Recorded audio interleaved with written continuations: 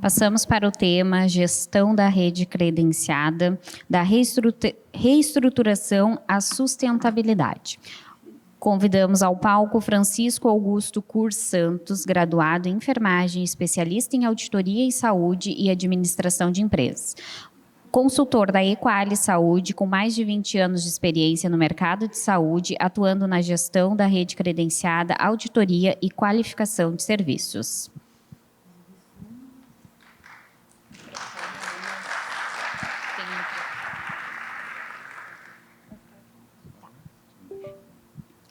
Seja bem-vindo, a palavra está à disposição. Bom dia a todos. Agradeço o convite, a oportunidade de estar aqui falando sobre um tema tão importante. Também muito bom estar de volta a Pelotas, né? Cidade que transpira cultura e história em cada esquina. E eu, durante o meu desenvolvimento profissional, trabalhei muito aqui na região de Pelotas, então é muito bom estar aqui. Ainda mais com um evento desses, agradeço a direção aí pelo convite. E a gente está podendo também estressar esse assunto, discutir, trazer ideias, enfim. Bom, eu vou ficar em pé aqui no canto, já vi que esse assunto é polêmico, então fiquei sozinho aqui, não tenho ninguém aqui me apoiando, mas a intenção hoje é eu passar para vocês um pouco da experiência, um pouco de algumas situações aí para tentar contribuir. Já pude ouvir aqui, já também participando do evento lá em Canoas com o Henrique, que a gestão da rede é um dos principais problemas, é um dos principais pontos aí de atenção, seja para uma operadora, seja para um fundo de assistência, uma autarquia. Então, realmente precisa de uma atenção muito grande. Bom, meu nome é Francisco, eu sou consultor independente, eu tenho uma empresa, tenho parceiros também aí de trabalho. Eu sou graduado em enfermagem, sou especialista em auditoria em saúde, administração de empresas também. Tive um trabalho na assistência e acabei migrando para a auditoria, me apaixonando, digamos, por essa área e muito mais pela própria gestão da rede. Tenho em torno de 20 anos aí de atuação em gestão em saúde, que já foram suficientes para branquear o meu cabelo, e a barba também. Mas já me disseram que os próximos 20 é para cair o cabelo, porque geralmente a gente vai passar por situações, já passamos por situações bem complexas e tem muita coisa ainda pela frente. Então, eu atuei nesse período aí em gestão da rede credenciada, em operadoras de plano de saúde, também atuei no processo de auditoria de contas, toda a parte aí de custos, controladoria assistencial e também modelos de remuneração e avaliação. Eu também atuo na avaliação de serviços de saúde. Hoje, a minha empresa e os parceiros que eu atuo, nós trabalhamos aí desde a gestão da rede credenciada até diagnóstico de processos organizacional, toda a parte aí de custos, despesas das operadoras de plano de saúde, dimensionamento de rede também, qualificação de prestadores, indicadores, análise de sinistros, conformidade com a ANS, Lei Geral de Proteção de Dados, que é um ponto bem importante também nesse nosso ramo. Toda a parte de estudos de viabilidade para novos serviços, auditoria de contas, e a gente também realiza treinamentos aí sobre esses temas nas empresas. Aqui alguns dos parceiros que eu trago, então, que fazem parte aí dessa jornada, a Unimed Central de Serviços. Vocês estão me ouvindo bem? Agora eu vi que aumentou o microfone. Tá. A Unimed Central de Serviços, para quem não conhece, ela é uma empresa que pertence ao sistema cooperativo da Unimed Federação do Rio Grande do Sul, mas ela não é operadora de plano de saúde, ela é uma empresa de prestação de serviços para o sistema Unimed. E, entre outros produtos que ela possui uma tabela de remuneração, uma tabela de materiais e medicamentos. Mais adiante eu vou falar um pouco sobre ela. E é um dos parceiros, então, Equalis Saúde, gestão de negócio em saúde, que é a empresa, então, do Luciano Cavalcante, que muitos aqui conhecem, que também é parceiro para esses projetos. E o próprio IP, então, que a gente vai trouxe um case, para explicar um pouco para vocês como que o IP iniciou a solução deste problema chamado tabelas aí de remuneração, então, que a gente vai trazer num segundo momento. Bom, o que eu vou abordar, né? Nós teremos 2 momentos, antes café e pós-café, né? Para alegria, né? Para a gente dar uma acalmada aí no pensamento também. Inicialmente eu vou trazer todo o processo de gestão da rede credenciada. A minha intenção é fazer algumas provocações, trazer aqui algumas experiências também, alguns pontos bem importantes que entendo que vão contribuir com vocês nesse processo. E depois, pós-café, então, a gente fala aí das tabelas de remuneração dos serviços e traz aí o case do IP Saúde, explicar um pouco como que esse processo aconteceu dentro do IP Saúde, o qual eu sou um assessor, e participo, então, dessa reestruturação. Claro que a gente tem um tempo aí também, se vocês tiverem alguma dúvida, fiquem à vontade, né? Podem perguntar, fiquem à vontade para fazer os questionamentos. Bom, por que a escolha desse tema, né? Sustentabilidade do processo de gestão da rede credenciada? É um processo bem complexo, né? Hoje, quem está já há um tempo nesse processo lembra do que nós já passamos, né? Nós tivemos aí máfia das próteses, nós tivemos a CEMED lá em 2009, nós tivemos uma pandemia do Covid que deixou inúmeras sequelas, não só em quem foi vítima, né, mas também financeira. Nós temos aí escândalos relacionados a home care, né, recentemente surgiram em vários municípios aí escândalos, inclusive com recursos públicos, né.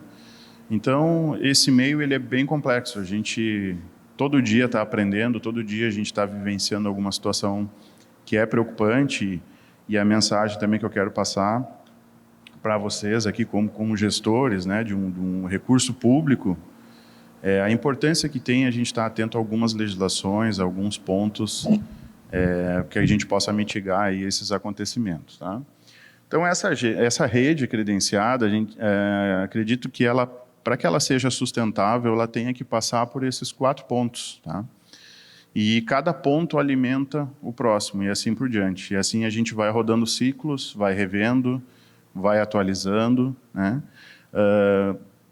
Quando a gente fala, né, como foi dito anteriormente, de Brasíndice, Simpro, quem lembra, né, do passado, por que surgiram essas tabelas, né? O Brasil viveu um cenário de inflação absurda, altíssima, né? Existia uma dificuldade em ter acesso a preços, né, desses produtos. Alguém teve a ideia genial de criar uma tabela, onde ela publicaria os preços que são já publicados pela Câmara de Regulação do Mercado de Medicamentos, que é a CEMED, e ela cobraria, então, da indústria para publicar os seus materiais, suas dietas, e também cobra do hospital, também cobraria da operadora de plano de saúde. É uma ideia genial, né? Se a gente for pensar como negócio, eu queria eu ter tido essa ideia lá no passado. Mas quando a gente olha a perversidade, digamos assim, que tem nessas referências, né? Onde a editora, a indústria que paga para publicar o seu preço, e esse preço é o que a gente vai usar lá nos nossos contratos, a gente vê que isso não é tão legal assim, né? Eu vou trazer para vocês alguns exemplos, vou citar aqui alguns produtos, e a gente vai falar muito das margens, né, desses produtos. Então, esse processo de gestão da rede, ele tem que passar por uma gestão de contratos, né? E o que envolve essa gestão de contratos? Ele tem que passar pelo dimensionamento e suficiência de rede, né? Eu tenho que ver se a minha rede é suficiente para atender a demanda que eu tenho, né?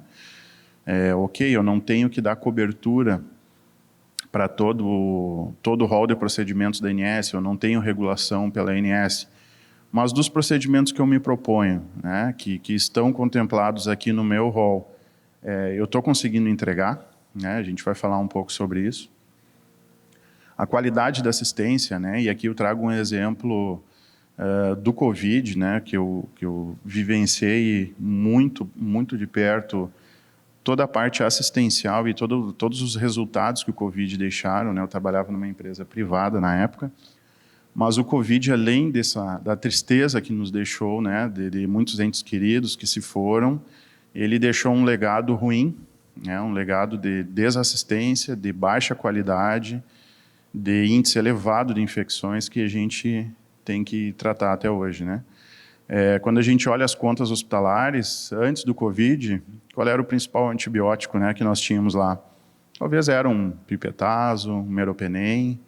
Hoje a gente tem o tal do Torgena, que custa mais de 700, 800 reais, né? E ele virou comum, é de uso comum, né, nos hospitais. Então, muitos prestadores comentam isso, que como foi necessário um alto índice de transferências de paciente de uma região para outra, essas colônias, né, de infecções, elas foram transferidas junto. Então, instituições que não tinham nenhum índice, caso de infecção por determinada patógeno passaram a ter, né? Então, e quem é que está pagando a conta? É o plano, é a operadora, é o fundo de assistência, é o paciente particular, todo mundo está pagando essa conta, né? Porque realmente isso popularizou. Durante o Covid também eu participei de um estudo que tenho certeza absoluta que os profissionais que atenderam na época fizeram o seu melhor, né? A gente não questiona isso. Mas pós-Covid eu participei de um estudo onde foram avaliados os desfechos clínicos, né, os resultados dos atendimentos dos pacientes após o Covid. E é assustador, porque a gente percebeu naquela época que muitos pacientes talvez tivessem tido aquele desfecho, né, que foi o óbito, por uma complicação adquirida dentro do hospital, né? Nós tivemos profissionais que não estavam, talvez, preparados, né, para esse atendimento, nós tivemos questão de infecção, enfim. E eu acho que a gente tem que olhar para isso como algo que a gente precisa resolver. Será que a gente está preparado para outra onda dessas, né? Para outro caso, para que isso aconteça novamente? Será que a gente conseguiu resolver esses índices de infecção, de condições adquiridas, de erros de procedimentos, erros de administração de medicamentos, enfim, será que isso já está resolvido? Né? Eu entendo que não.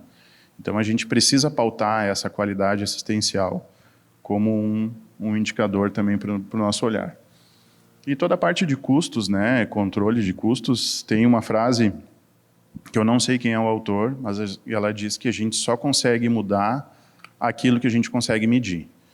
Então, se eu não consigo medir qual é o meu índice de infecção, qual é o custo, onde que está indo o recurso, quem está gastando, por quê, eu não vou ter ações estratégicas, né, para desenvolver. Eu vou entrar em cada um desses pontos aqui para a gente falar um pouco, tá? Vou cuidando o horário aqui, porque esse tema, com certeza, é um tema que daria para falar muito tempo. Vou tentar ser mais objetivo. Mas quando a gente fala de gestão de contratos, então, um dos pontos que são principais é o controle da documentação legal e técnica, né? Que documentos a gente está exigindo da nossa rede prestadora hoje em dia, né? Tem alvará da vigilância sanitária, né? Será que eu estou permitindo que alguém seja atendido em algum local que não possui um alvará da vigilância sanitária? Eu estou recebendo esse documento, estou dizendo ok, né? Tem as condições mínimas para o atendimento. Outro documento que parece que sumiu, né, é o tal do alvará dos bombeiros. Eu participei de algumas visitas hospitalares no ano passado, processo de avaliação, e de 15 hospitais que eu visitei, somente 2 tinham o alvará dos bombeiros. Acho que isso é uma questão muito preocupante também, né? A gente já passou por uma tragédia que foi o incêndio na boate em Santa Maria, né? E se isso acontece dentro de um hospital, como que fica, né? Aquela história que não vai acontecer, uma hora acontece realmente, né? Então, olhem a seriedade que está por trás, né, desse processo, quando a gente está falando simplesmente da disponibilização da documentação do prestador, né? E aqui, claro, eu falo também de certificados, diplomas, né, de especialidades, diretor técnico, enfim, questões relacionadas se aquele prestador realmente tem condições de prestar aquele serviço que ele está oferecendo. Eu preciso de um fisioterapeuta, aquela clínica tem um fisioterapeuta capacitado? Né? Primeira pergunta, tem condições sanitárias para que seja feito? Tem condições de evacuação do prédio, né, em caso de algum incidente? Né?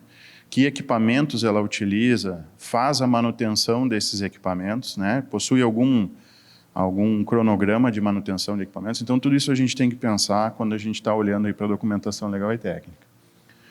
Manutenção de tabelas com referências de mercado, né?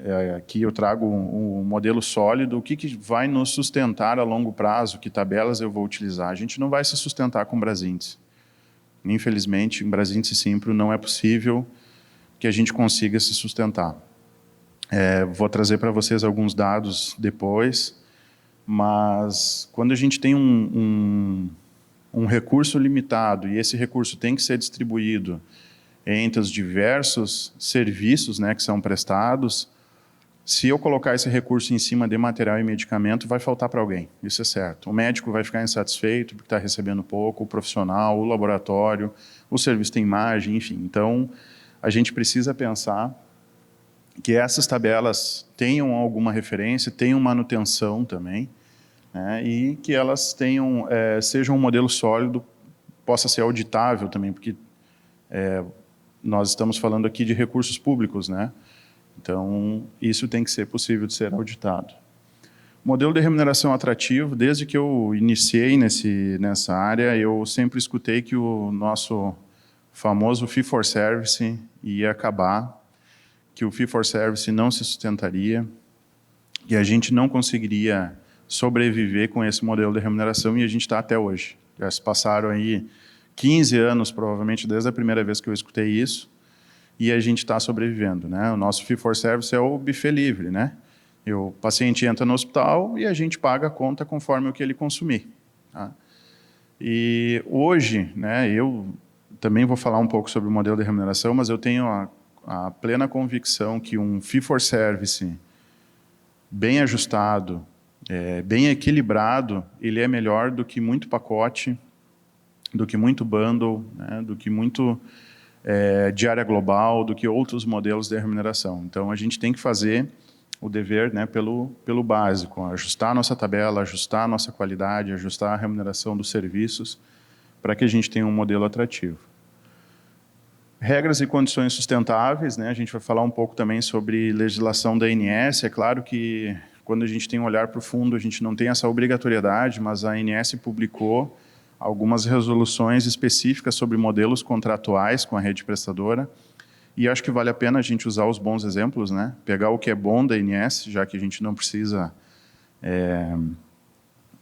obedecer todos os regramentos que são publicados, mas existem condições contratuais que precisam ser muito bem azeitadas entre as partes, né? Eu tenho que ter uma cláusula para rescisão, uma cláusula para reajuste, uma cláusula em falta de atendimento, que tabelas eu vou utilizar, que prazo eu vou pagar, como que vai ser a auditoria, enfim. Então, tem inúmeras questões aqui que precisam ser organizadas com a rede prestadora.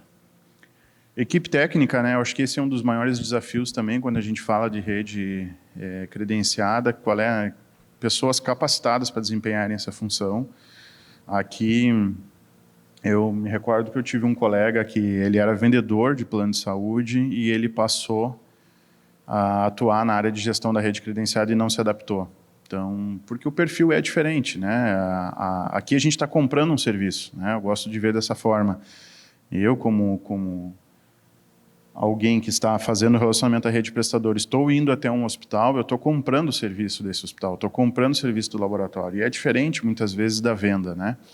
Então, gosto de explorar muito isso nos cursos sobre negociação que a gente faz, que muitas vezes a linguagem corporal ela diz mais do que está sendo dito, né? Do que a linguagem dita. Então, é importante que a gente tenha essa equipe, pessoas que tenham perfil para fazer isso, capacitação também, isso é muito importante.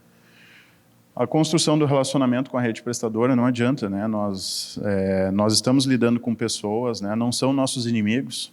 Aquela pessoa que está lá no hospital do outro lado, ela está defendendo seus interesses, assim como eu também estou defendendo, né? Quando estou representando uma instituição, então a gente precisa construir esse relacionamento. Esse relacionamento, não, claro, não é da gente comer um churrasco junto, né? Sair para tomar uma cerveja, mas que a gente tenha confiança. É isso que falta hoje nesse modelo, é a tal da confiança das relações. Hoje a gente já chega em algum lugar, ou a gente recebe alguém sempre desconfiado que vai me cobrar mais depois, que vai achar um furo na minha tabela, que o valor é insuficiente, ele vai compensar de outra forma. Então, sempre existe essa desconfiança, né? E isso é muito ruim. A gente precisa construir relacionamento, né? A gente sempre fala em gestão de equipes que o negociador do plano de saúde, né, do fundo, enfim, da autarquia, ele precisa dar notícia ruim às vezes, né? Eu tenho que chegar lá no prestador e dizer para ele, olha, cara, essa tabela que eu te pagava até hoje, eu não posso te pagar mais por tal e tal motivo, a gente tem que achar outra alternativa. Né? E isso tem que ser de forma natural, né? E, infelizmente, tem pessoas que não têm esse perfil, né? Segurança jurídica e Lei Geral de Proteção de Dados, né? Então, como é que está hoje esse processo de auditoria de contas? As pessoas que estão tendo acesso a esses dados, elas realmente estão aptas a ter acesso a esses dados? Elas têm o cuidado com esses dados, né? Elas não estão compartilhando essas informações? Então, isso também é muito importante que a gente aborde quando a gente fala da gestão do contrato. E constantes ameaças aí de mercado, né? Foi dito agora há pouco sobre esses sindicatos dos hospitais, enfim, essas entidades aí que representam algumas instituições que elas não deixam de ser, né, de alguma forma, dependendo da abordagem, de trazer algum tipo de ameaça, apesar de já existirem algumas condenações do CAD em cima de práticas de mercado, onde foi caracterizado que o objetivo daquela comissão, daquele sindicato, enfim, era pressionar as operadoras ou pressionar o órgão público, né? A gente sabe que isso existe, é uma ameaça, a gente tem que saber lidar com isso, né? Também cito aqui cooperativas de especialidades, né? Uma época isso era bem comum, mas muitas especialidades, principalmente médicas, fundaram cooperativas, pressionaram operadoras, né? Pressionaram órgãos públicos por remuneração. Eu acho que o movimento ele é válido, mas ele precisa ter um certo limite, né? Muitas vezes elas acabam fechando o mercado e dizendo, olha, tu só tem a neurologia, por exemplo, né? Se tu fechar comigo, com a minha cooperativa, tu não tem mais acesso a essa especialidade se não for comigo. E isso é muito ruim, porque a gente acaba bloqueando a entrada de novos profissionais, enfim, tem inúmeras condenações já também, né, sobre esses casos. Mas são ameaças que a gente está recebendo todo dia e elas estão impactando lá no nosso beneficiário, né, de alguma forma. Então, a gente precisa estar atento a isso. Dimensionamento e suficiência de rede, então eu tenho que garantir o acesso em todas as regiões de atuação, né? E quando eu não tiver esse acesso, como que eu vou fazer, né? Como é que eu vou pagar o deslocamento desse beneficiário até o local que tem? O que que eu vou fazer? Quais são essas regras, né?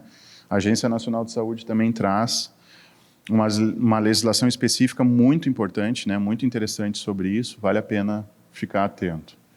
Oferta de especialistas, né, foi dito, cada vez menor, a gente, né, não só no caso das autarquias, mas também grandes operadoras como Unimed, Bradesco, já têm relatado problemas com determinadas especialidades, até porque se criou uma ramificação de especialidades hoje em dia, né? Eu tenho o traumatologista, mas é o especialista em pé, é especialista em ombro, em mão. Eu tenho neuropediatra, eu tenho o gastropediatra. Então, tem determinadas especialidades que realmente estão muito difíceis, né, de se conseguir, até por grandes operadoras. Então, a gente tem que pensar em alternativas para isso, né? O beneficiário não pode ficar desassistido. É uma realidade de mercado. Alta complexidade, né, o acesso a essa alta complexidade, os custos também que envolve em procedimentos de alta complexidade. A jornada do cliente, né? Eu vi os relatos de vocês, né, recebendo um colega para dar notícia ruim para ele muitas vezes, né? Olha, não consigo tal tratamento, não tenho, não é possível. Então, como fica a jornada desse cliente? Que está contribuindo muitas vezes ali com esforço, né, fazendo aquela contribuição e chega na hora que ele precisa utilizar, ele não tem acesso. Eu trabalhei muitos anos em Unimed e eu escutava muito isso, né, das pessoas. Pô, mas eu paguei a minha vida inteira, agora que eu quero usar eu não posso, ou eu tenho que pagar, ou não tenho acesso. Então isso tem que ser levado em conta, né? É muito importante. E os indicadores, né, de dimensionamento e suficiência de rede. Aqui, quando a gente vai abrir um edital para contratação de profissionais, que profissionais eu quero, né? Adianta eu abrir um edital convocando 20 médicos para entrar no processo, Mas e se entram 18 cardiologistas? Eu preciso de 18 cardiologistas? Não, às vezes não, né? Então eu tenho que direcionar até o meu edital, talvez, né? Eu tenho que saber o que eu vou pedir, quantos profissionais eu vou pedir, aonde que eu preciso, quais cidades eu preciso desses profissionais. Então é muito importante que a gente tenha esses indicadores, que muitas vezes o médico ele vai atender o plano, mas qual é o tempo que ele vai disponibilizar para atender o plano? A gente sabe que a agenda do médico, ele faz cirurgia, ele atende particular, ele atende convênios, ele vai atender o que tiver, mas qual é o tempo que ele vai dedicar na semana para me atender, para atender a minha demanda, né? Então isso tem que estar dimensionado. Isso precisa estar estabelecido, né? Quando eu faço o meu contrato com o meu prestador.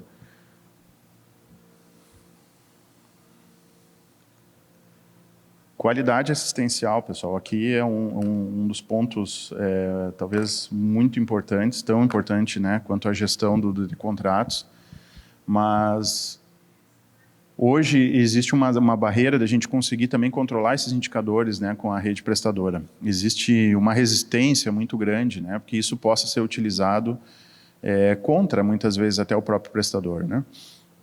Mas como é bom quando a gente tem maturidade na relação para compartilhar indicadores de índice de infecção, número de quedas de pacientes, enfim, para que a gente possa fazer uma construção conjunta e melhorar esses resultados, né? Adianta eu ter uma rede, né? Eu ter um hospital na minha rede, que todo paciente que entra lá, eles erram a medicação, o paciente cai, sofre uma fratura dentro da instituição, ou ele não é bem atendido, ele fica muito tempo internado desnecessariamente. Adianta eu ter esse prestador na minha rede? Eu estou desperdiçando recursos, né? Vocês sabem, isso já foi dito inúmeras vezes, que a estimativa é que em torno de 20% dos recursos da saúde hoje sejam desperdiçados, né? Vão água abaixo com desperdício, com erros, enfim, condições que são adquiridas dentro do ambiente hospitalar. Então, eu preciso pensar, né, na qualidade assistencial. Como que eu vou incentivar essa rede, né? A gente sabe que os processos de acreditação de prestadores são muito caros, né? Hoje em dia, em torno de 10% apenas dos hospitais, a nível nacional, eles possuem acreditação, porque é um processo caro. É caro contratar uma assessoria, é caro contratar o processo de acreditação, é caro manter um profissional que esteja estimulando continuamente, então vale a pena, nos meus contratos, né, estabelecer com a minha rede prestadora algumas cláusulas de indicadores e também incentivos para essa qualidade, né? Vale a pena a gente refletir sobre isso. Desenvolvendo a cultura da qualidade, né? A gente não quer a qualidade só no papel, a gente não quer o indicador só no papel. A gente quer que isso seja cultural, que isso seja desenvolvido dentro da instituição. Redução de eventos adversos, né? Como citei o exemplo da Covid, né, e os resultados que isso geram até hoje, né, e maior atratividade e visibilidade no mercado. Então, uma rede qualificada ela é mais atrativa, né? O cliente ele percebe, é um valor que o cliente consegue perceber, não só a hotelaria, mas também ele percebe a qualidade, né, a resolutividade. Poxa, eu fui fazer uma cirurgia, o meu vizinho ficou 2 dias internados numa cirurgia de hérnia e eu saí no mesmo dia. Eu saí no outro dia. Ele percebe essa qualidade. Isso é qualidade assistencial. Quando a gente tem protocolos, quando a gente tem bons desfechos, né, que permitem com que o paciente tenha uma recuperação mais rápida, né? E isso é menos recurso também, né, menos desperdício de recurso. Em relação ao controle de custos, então, a gente trabalha muito com o uso estratégico desses dados, né? Onde que estão indo esses recursos, quais os dados que eu tenho que observar, monitoramento permanente dos indicadores, um processo de auditoria que seja educativo e eficiente, né? Não punitivo. Não adianta eu passar 10 anos num processo de auditoria glosando as mesmas coisas, né? Não adianta, isso tem que ser resolvido, isso tem que ser passado, a gente tem que passar para outra fase, né? Ações de referência e contra-referência, evitando internações e permanência hospitalar desnecessária. Esse é um dos principais pontos, né, quando a gente olha para a qualidade e desperdício de recursos, é o tempo de permanência do paciente. Então, muitos pacientes acabam ficando desnecessariamente no hospital, adquirindo condições e com isso, né, a conta vai ficando mais cara, o paciente é prejudicado. Então, a gente precisa ter ações, precisa ter esse acompanhamento do tempo de permanência. E também a redução do desperdício, né? Hoje, qualquer operadora trabalha com isso, qualquer operadora pensa nisso, que é em relação à repetição de exames, por exemplo, né? Eu quero bancar uma nova tomografia para o meu segurado, porque o médico diz que quer que faça no serviço X ou Y, não quer aquele resultado. Aquele paciente que fez um exame com um médico agora, ele precisa refazer esse exame novamente em curto período de tempo. Então, todas essas ações, né, têm que ser pensadas, têm que ser avaliadas. Quais são os principais desperdícios aí que a gente tem, tá? Então, essas são as principais provocações aí em relação aos desafios da rede prestadora. Tudo isso aqui que eu estou falando, eu sei que não é fácil, né? Mas eu quis trazer para vocês porque são questões que grandes operadoras enfrentam, né? Autarquias enfrentam, todo mundo enfrenta. Então, a gente precisa ter ações, ter mecanismos para ajudar a mitigar todos esses problemas. O que eu trago aqui em relação à legislação, né? Muito importante, quando a gente fala aí de gestão da rede prestadora, como eu comentei anteriormente, existem algumas resoluções da Agência Nacional de Saúde que podem ser utilizadas, né, pelas autarquias. Alguns bons exemplos, né? Quando a gente tem aqui o programa de monitoramento da qualidade dos prestadores, lá tem indicadores básicos que podem ser utilizados, né? E como que a gente pode fazer esse programa, como a gente pode iniciar esse programa. Se eu conseguir um indicador, já está muito bom, né? Já é suficiente para um início, já é um bom começo. Aqui eu tenho uma resolução que fala sobre as garantias ao atendimento do beneficiário. Se eu não tiver essa rede, o que eu vou fazer com ele? O que eu vou ofertar? Como que eu vou resolver o problema dele, né? A gente tem também a obrigatoriedade da celebração dos contratos escritos entre as operadoras, plano de saúde e prestador de serviço. Aqui tem todas as regras, todas as cláusulas que são necessárias, né, para que ajude as partes, para que fique algo transparente entre as partes, tá? Claro, falando também aqui do padrão TIS e ATUS, né, o padrão de troca de informações, toda a parte atuarial, né, com reservas técnicas, provisões, a própria lei dos planos de saúde, enfim. Então, aqui, deixo algumas legislações aqui que podem servir como um benchmarking, né, para as autarquias, para tirar os bons exemplos, tá? E, claro, quando a gente fala de LGPD na saúde, que é uma legislação recente, né, e a gente vê que muitos serviços não estão adaptados ainda à legislação. Já participei de vários trabalhos em prestadores onde o pessoal da recepção tem acesso ao prontuário do paciente. Opa, espera aí, são dados sensíveis. O pessoal da operadora, quem não é da auditoria, está tendo acesso também ao prontuário, ou está tendo acesso às contas. Isso é importante, né? Isso tem que ser verificado. Essa pessoa que está tendo acesso a esses dados, ela tem que assinar um termo se responsabilizando, né, por esse acesso. Então, isso é muito importante também que seja verificado.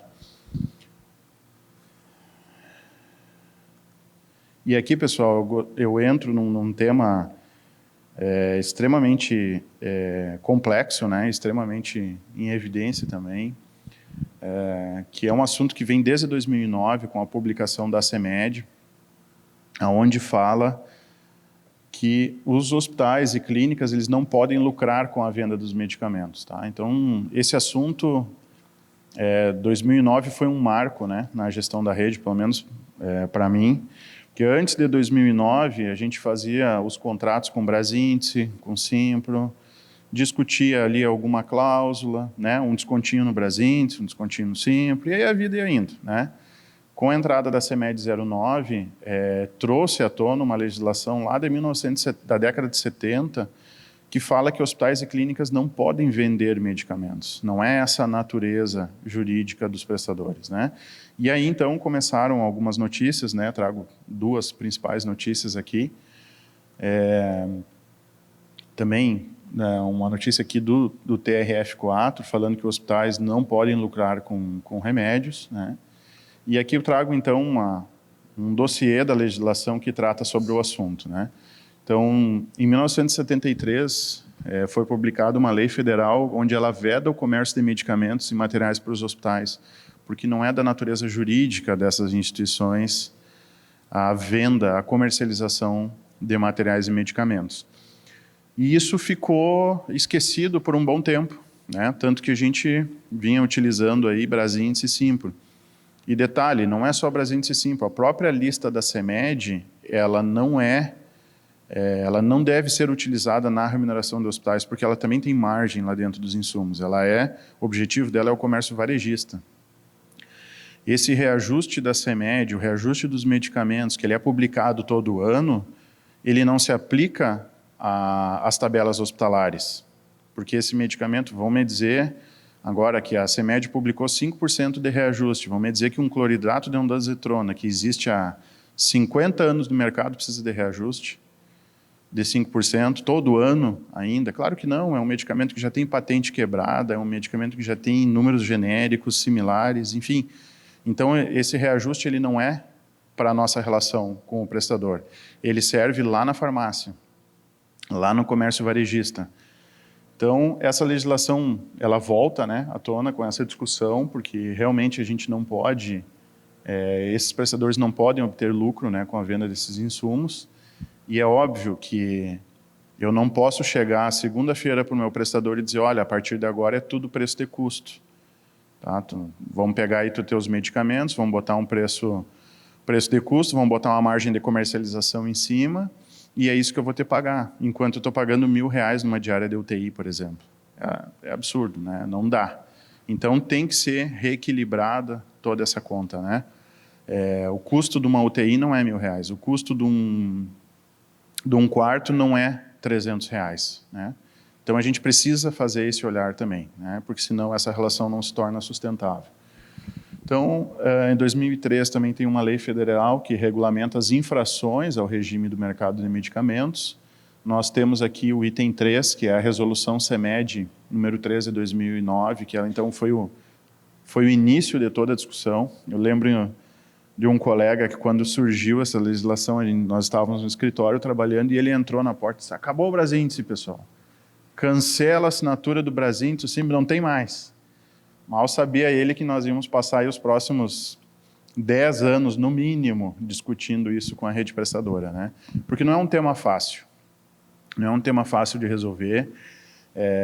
A gente não consegue fugir, né, de uma tabela onde ela fazia uma gestão automática dos preços, né? Eu não sentava para reajustar o meu prestador. O simples fato de ele estar com o Brasíndice Simpro já era um reajuste automático.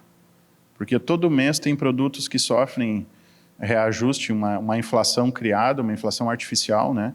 Todo mês. Então, por que eu vou discutir o serviço, a qualidade do serviço, né? E isso também é ruim para os hospitais, porque também mexeu com a estrutura de gestão dos hospitais. É um problema que a gente tem que resolver, né? É uma legislação, é lei, não tem o que fazer, a gente tem que seguir, a gente tem que achar uma forma de resolver isso, né? Eu lembro que o meu diretor, na época, quando saiu essa legislação, ele pediu um parecer para o jurídico e ele disse, ó, não assino nenhum contrato que tenha Brasíndice Simpro. A partir de agora, não assino nada. Vão resolver esse negócio, vão para a rua e vão resolver, vão achar uma solução. Então, aí vem muitos anos, né, de estudo, de trabalho para tentar achar alternativas. E eu já vou passar para vocês aonde que isso pega, né, qual é que é o ponto. Bom, paralelo a isso, então, nós tivemos aí a orientação interpretativa em 2009, né, também, que estende, digamos assim, esse regramento dos medicamentos para os materiais hospitalares, dietas também, e correlatos, né, que ele chama na legislação. A CEMED número 2 de 2018, que regulamenta as infrações no caso de venda de medicamentos. Aí tem processos, né, também, Conselho Nacional de Saúde versus a CEMED, tentando aí suspender as resoluções, né, que não foi possível. O processo da Federação das Santas Casas do Rio Grande do Sul versus a CEMED para suspender o efeito também não foi para frente, tá? Não foram suspensas. Um processo CAD também contra a editora Brasíndice por cartel de preços, né? Olha a gravidade que isso tomou, mas ele também teve seus desfechos. E o grande ponto, acho que o fator gerador, digamos, disso tudo é a legislação tributária, né? Porque hoje uma farmácia, quando ela compra um insumo, um medicamento, e ela por R$10 e ela revende por R$20, ela está tendo lucro e ela deveria tributar sobre esse lucro. Aqui entra a questão tributária, né? O tal do ICMS. E é o que os hospitais não fazem. Então, eles estavam vendendo um medicamento e eles não estão, além disso, né, não estão tributando. Além de que existem inúmeras outras processos também que rolaram nessa área e interpretações de que seja um paciente particular ou um paciente de plano de saúde, não interessa a relação. Quando tu entra no hospital, tu não pode entrar com a tua sacola de medicamentos, né? Quando tu vai fazer um quimioterápico, tu não sai do hospital para ir lá na esquina ver se tu consegue comprar um medicamento mais barato. Então, tu acaba sendo forçado a usar aquilo que a estrutura te oferece, né? Ah, mas eu estou cobrando do plano de saúde, mas esse custo elevado, essa falta da tributação, depois ela reflete lá no reajuste, ela reflete lá na mensalidade do servidor, né, do beneficiário do plano de saúde. Então, aqui existe uma infração gravíssima em relação à legislação tributária. Tá? Quais são as penalidades, aí, as infrações, né, pelo não cumprimento? Né, as principais, pelo menos. Infração ao crime do regime de regulação do mercado de medicamentos, crime contra a ordem econômica, infração ao regime tributário, né, o ICMS sobre o lucro indevido em materiais e medicamentos, e responsabilização pessoal dos gestores, conselheiros, né, extensivo aos seus órgãos superiores de controle. Então, isso é um tema muito grave, tá? E já ocorreram condenações. Já presenciei também algumas clínicas que cobraram, no âmbito particular, algumas tabelas Brasíndice e Simpro, e a pessoa procurou um promotor e fez a denúncia. Sabendo sobre o tema, ela denunciou.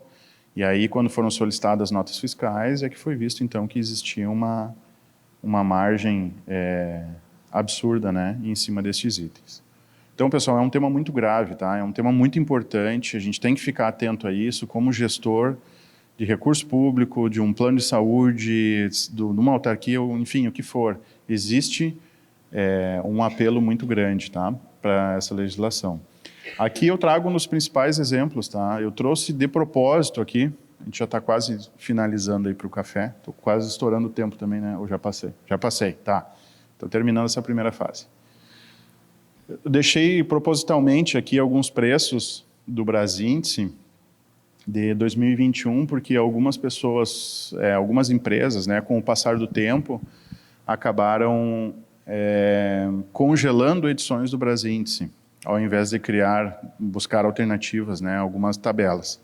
Então, eu deixei propositalmente até 2021, para vocês verem o preço de mercado dos produtos, né, e essa inflação artificial que é publicada no Brasíndice pela indústria farmacêutica, pela própria tabela CEMED, enfim, né? Então, enquanto a inflação do período, né, dessa tabela aqui, pelo IPCA, foi de 82%, nós temos itens que inflacionaram 326%.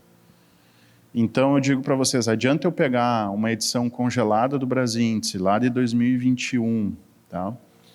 E aplicar um redutor e ter ela como tabela? Não adianta.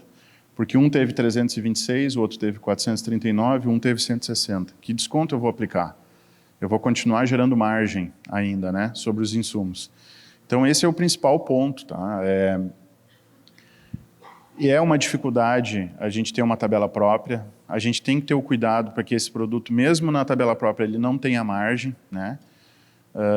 Mas isso assim é que não é sustentável, né? Isso não é sustentável ao longo do tempo, não é o fee for service, não é o buffet livre lá que a gente está contratando com o hospital, é a tabela que a gente está contratando, né? Não tem operadora que consiga bancar essa variação de custos, não tem Unimed, não tem nada, muitas Unimeds inclusive quebraram, né? Outras operadoras também quebraram por falta dessa gestão. Então a notícia ruim que eu tenho para dar hoje é que não adianta, né? A gente não vai continuar sobrevivendo se a gente seguir dependendo de referências de mercado que não refletem a realidade de mercado, né? Então, esses produtos têm uma margem estratosférica, né? Não tem justificativa nenhuma, né, a gente utilizar essas tabelas como referência. Tá? Eu acho que eu vou falar sobre isso depois do café, tá? Pode ser? Já chamei o café aqui sem ser o meu, né? Sem ser a minha atribuição. Obrigada, Francisco, pela apresentação. Nós faremos uma pausa agora para o coffee break, que está no hall de entrada. Podem se direcionar para lá. O intervalo terá de 20 minutos.